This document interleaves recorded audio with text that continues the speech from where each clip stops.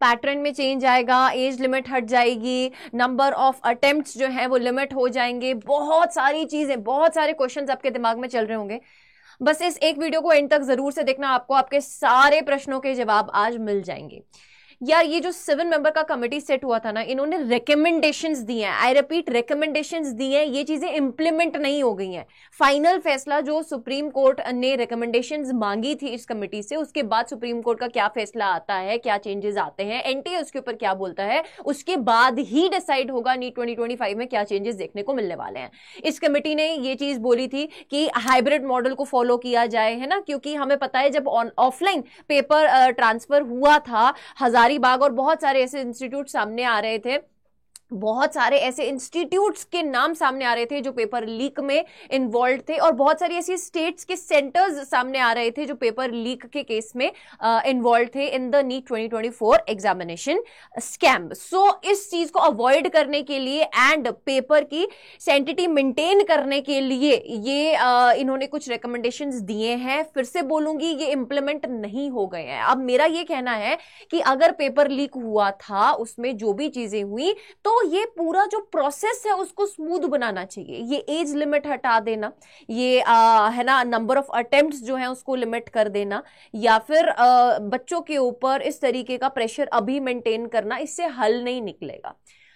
अगर हम इस कमिटी के रिकमेंडेशंस देखें तो उन्होंने ये चीज बोली कि गवर्नमेंट सेक्टर्स में ज्यादा सेंटर्स बनाओ, है ना, प्राइवेट में कम कर दो। साथ ही साथ ये पेपर जो ट्रांसफर होता है एक जगह से दूसरी जगह, उसमें ये जो लोग इन्वॉल्व होते हैं इसको कम करो, डिजिटली पेपर ट्रांसफर हो। ज्यादातर यहां पर लोग जो हैं पेपर स्कैम में इन्वॉल्व होते हैं, वो कब होते हैं, जब पेपर एक जगह से दूसरी जगह ट्रांसफर हो रहा होता है, तो उस चीज को खत्म करने की बात की गई है।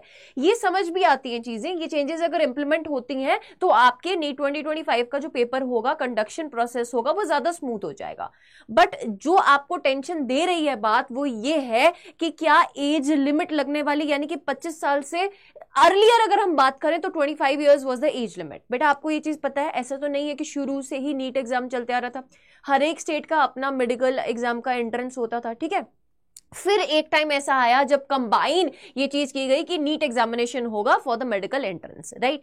तो कुछ स्टेट्स ऐसी भी थी जहां पर, लेट्स सपोज अगर हम तमिलनाडु की बात करें, जहां पर अटेम्प्ट लिमिट नहीं था, यानी कि आप अनलिमिटेड अटेम्प्ट्स दे सकते थे। बट जब नीट 2025 की बात करें या किसी भी ईयर की बात करें, जब बेटा नीट में ट्रांसफर हुआ, यानी कि कुछ सारे स्टेट्स के ये जो डिफरेंट मेडिकल एग्जामिनेशंस थे उसकी जगह एक एग्जाम होने वाला था, दैट इज नीट एग्जाम, तो ये चीज बोली गई थी कि एज लिमिट नहीं होनी चाहिए इसमें, अटेम्प्ट लिमिट नहीं होनी चाहिए इसमें, ठीक है। अटेम्प्ट लिमिट की बात करें, अटेम्प्ट लिमिट नहीं होनी चाहिए, एज लिमिट 25 ईयर्स था, बट वो भी बाद में हट के अनलिमिटेड कर दिया गया था, ठीक है। तो अब इसमें एकदम से इतने बड़े चेंजेस देखने को नहीं मिल सकते हैं, तो आप प्लीज घबराइए नहीं। ये कमिटी ने सिर्फ रिकमेंडेशंस दी है, फाइनल आंसर नहीं मिला है बेटा हमें कि क्या चेंजेस हुए हैं। अगर हम यहां पर कुछ पॉइंटर्स की बात करें, so age limit, attempt limit 2025 से लागू होना पॉसिबल नहीं है, तो आप निश्चिंत रहिए।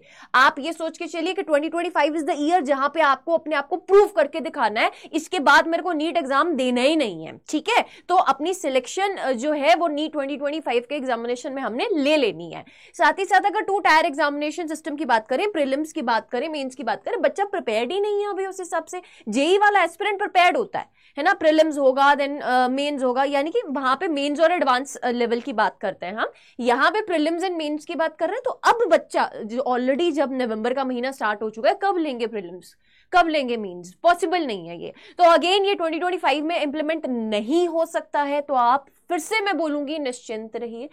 पहले 25 ईयर्स का एज लिमिट था, बट सुप्रीम कोर्ट का ऑर्डर आ गया था, इसको हटा दिया गया था। अब वापस से बेटा ये चीज नहीं लग सकती है अकॉर्डिंग टू मी।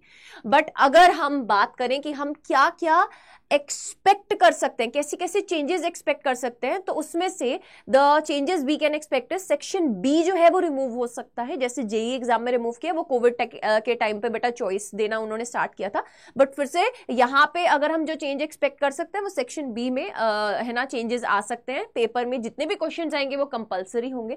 साथ ही साथ यहां पर अगर हम बात करें तो 2025 को आप ऐसे देखिए कि ये ईयर मुझे सिलेक्शन लेना ही नहीं है, मुझे अगले ईयर तक जाना ही नहीं है, यानी कि 2026 में मुझे फंसना ही नहीं है, क्योंकि उसमें बड़े चेंजेस बेटा देखने को मिल सकते हैं 2026 या ऑनवर्ड से, बिकॉज 1 साल तक का टाइम है ना किसी भी चेंज को इंप्लीमेंट करने के लिए देना पड़ेगा। तो आप इसलिए प्लीज घबराएं नहीं, अभी फिलहाल के लिए 2025 में कोई भी एज लिमिट सेट नहीं होने वाला है, अटेम्प्ट लिमिट सेट नहीं होने वाला है, ये सिर्फ एक रिकमेंडेशंस हैं जो दी जा रही हैं।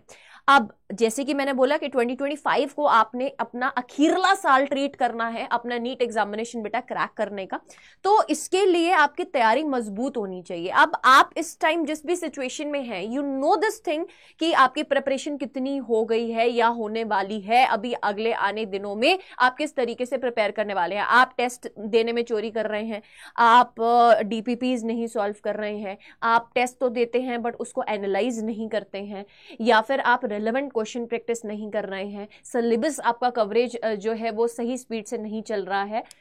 सो आपको आज डिसीजन लेना है अपने सिलेक्शन की ओर, बिकॉज 2025 आपके दिमाग में सेट होना चाहिए is going to be the last year for your NEET examination attempt.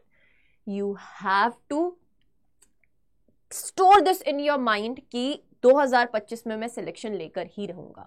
सो अभी फिलहाल के लिए बेटा we know that Diwali festival है ना अभी अभी जस्ट गया है, तो एक वो वाइब है जो फेस्टिवल वाइब रहती है, तो उसके चलते अभी भी भारी छूट आपको मिल रही है। जितने भी कोर्सेज, टेस्ट सीरीज, एवरीथिंग, आप महापैक किसी टेस्ट सीरीज में एनरोल करना चाहते हैं या फिर आप बुक्स बाय करना चाहते हैं, सब पे यू आर गेटिंग 50% का ऑफ, ठीक है।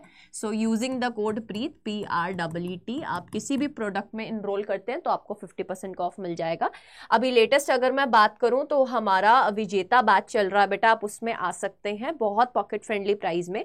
अगर आप अंडर 24/7 में UG PG एंट्रेंस एग्जाम्स में जाके नीट ड्रॉपर पे क्लिक करेंगे, दिस इज द बैच, विजेता फास्ट ट्रैक बैच। इसमें बेटा बाय नाउ पे क्लिक करके यहाँ पे कोड लगाएंगे प्रीत PREET एंड इसको कर देंगे अप्लाई, तो लेस देन 1500 में you are getting this batch. जब आप ऐप पे देखेंगे ना तो आपको फर्दर बेटा इसमें और 51% का डिस्काउंट दिखाई देगा, ठीक है। So you can come and enrol in this. इसमें मेरी क्लासेस जो हैं वो स्टार्ट हो रही हैं आज से, so make sure that you are part of this batch and see you all soon in the upcoming sessions. Till then, stay tuned.